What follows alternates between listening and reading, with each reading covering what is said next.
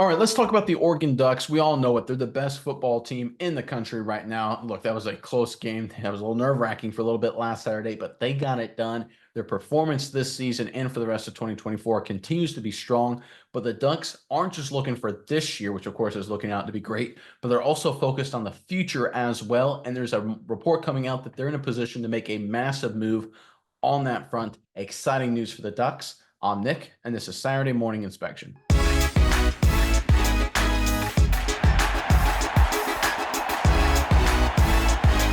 All right, this Ducks program under Dan Lanning, basically for the past 2, 3 years or so, have vaulted to the top of the college football world. A big part of that success has obviously been with what they've done at the quarterback position. And of course, with Gabriel and Nix before him, a lot of that was through the transfer portal.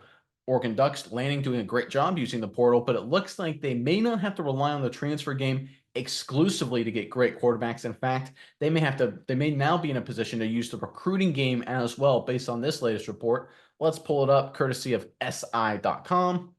The Oregon Ducks are leaders in five-star quarterback Jared Curtis's recruitment. One of the most sought-after prospects in the class of 2026, Curtis is from Nashville, Tennessee, and is ESPN's top quarterback prospect for 2026.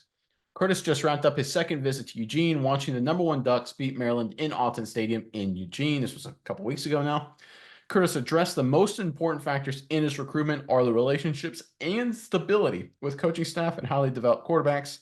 In the case of Oregon coach Dan Lanning and offensive coordinator Will Stein, both have track records of excellent stability and quarterback development.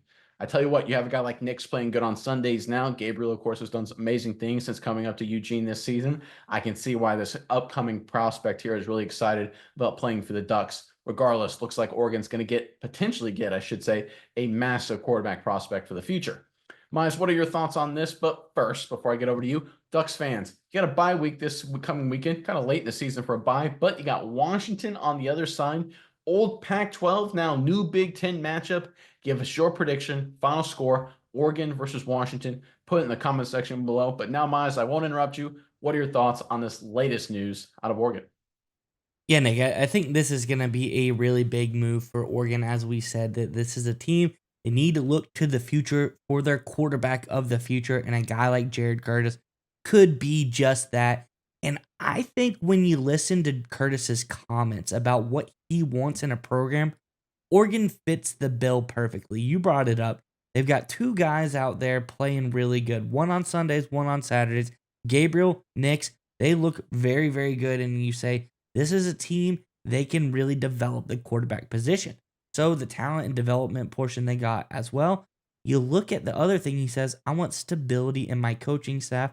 And I'll say it, this is the most rock solid coaching staff, especially at the head man, that you could ever have. When Nick Saban leaves Alabama, Dan Lanning's name is the one that gets tossed out there, tossed around saying, hey, Lanning going back to Alabama, that's the ideal job for everybody. Who wouldn't want to go coach the Alabama Crimson Tide? Dan Lanning is the guy that doesn't want to coach Alabama because he wants to coach at Oregon. I think him turning down that job really just gives them the stability for the future of this coaching staff, saying, I am here in Oregon. I'm building something that's going to last. I'm building something for the future. And I think that was a huge statement by Dan Lanning for future recruits, knowing this is a guy that had the premier of premier college football head coaching jobs dangled in front of him. And he said, no, thank you. I want to stay with the Oregon Ducks. So great for this Oregon program. Great move by Lanning. So I think that is the second nail in the coffin in getting Jared Curtis to commit.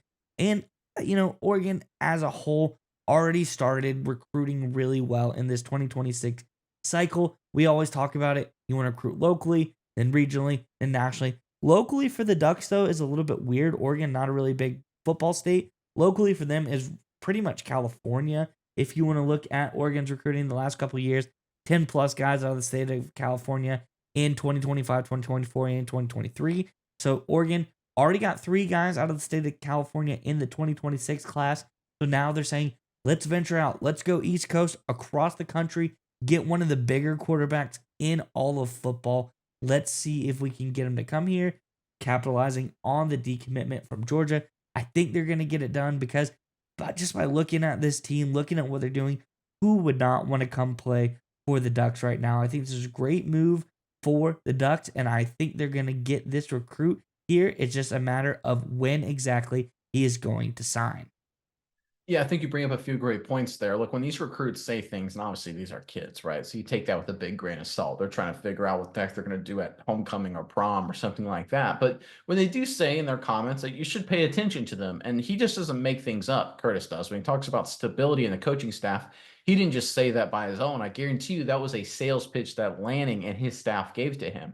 And that's proof that Dan Lanning, to your point, he's going to get every phone call there is about every major job opening in the SEC or Big Ten or other Big Ten programs, going forward. And he's like, no, I'm going to stay here at Oregon. I'm focused on stability because he's selling that to recruits. He's not selling a guy like Curtis, hey, you can come in and start for me day one. He's saying, hey, you can come into Oregon. We're going to have a stable environment and let you develop. And the proof is in the pudding. If you look at Bo Nix with what he did at Auburn, his first 3 years, he barely averaged, I think it was a little under 60% completion percentage, well over 70 during his time up in Eugene. That's a lot of Lanning and a lot of Lanning staff. We're seeing a very similar kind of jump in completion percentage for Dylan Gabriel this season for the Oregon Ducks, coming from to Eugene by way of Oklahoma and UCF prior to that. These are both quarterbacks that had a lot of talent, obviously, maybe a little bit more developed to refine their, technique, things like that, footwork in an offense that's friendly for them. And we see Nix succeed in 2 years with Oregon, now doing great things with the Denver Broncos. And it looks like Gabriel may find himself in a similar position. Strong season so far this year. Hope it ends with a national title, and then maybe a nice run in the National Football League on the other side.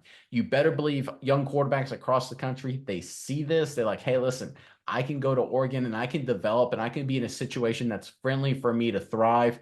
Plus, you have Dan Lanning and his staff being an anchor of stability. I love to hear that. And I agree with you. Obviously, it's early in the process. We're talking 2026 here at this point. But it seems to me, based on what we're hearing from Curtis and other recruits, by the way, with Oregon in 2025 and 2026, that Lanning and his staff, obviously they've done great things in their transfer portal game.